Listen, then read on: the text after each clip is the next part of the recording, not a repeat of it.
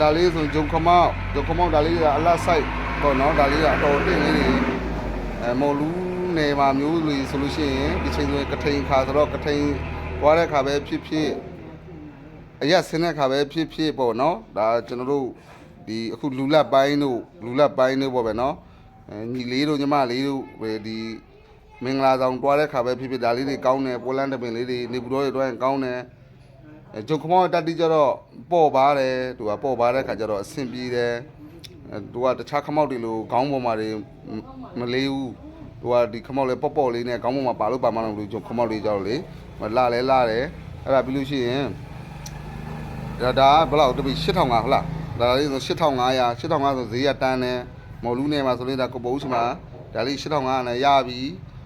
လာအားပေးလို့ရပါပြီနောက်ဒါလေးဆိုရင်ဟိုလူလက်ပိုင်းတို့လူငယ်ကောင်မလေးယောက်ျားလေးဒါလေးဆိုရင်ကောင်းတယ်အဲ့ဒါပြောသလို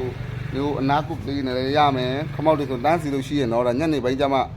ပြန်လို့ပြပေးမယ်ညနေပိုင်းကျမှဒါလောလောဆယ်ကိုအရှိမှလောလောဆယ်နေပူနေလို့အရှိမထွက်တော့ဘူးနော်အဲ့တော့ထွက်ရိုက်လို့လည်းမရဘူးလောလောဆယ်နေပူနေလို့လောလောဆယ်မှာဒါမျိုးလေးလာတယ်မိန်းကလေးဆောင်းတအားလာတယ်ဒါမျိုးလေးလေမိန်းကလေးဆောင်းတအားလာတယ်ယောက်ျားလေးကျတော့ကိုပိုးခုဆောင်းတဲ့လိုမျိုးလေးဆောင်းရင်လာတယ်8500ဆိုဈေးရတန်တယ်အဲ့ဒါဆိုတော့ကိုပိုးရှင်မှာဂျုံခမောက်တွေရောက်ထားပြီးအကြီးအတေးအလတ်အကုန်ရှိတယ်အားပေးလာကြပါဦးလို့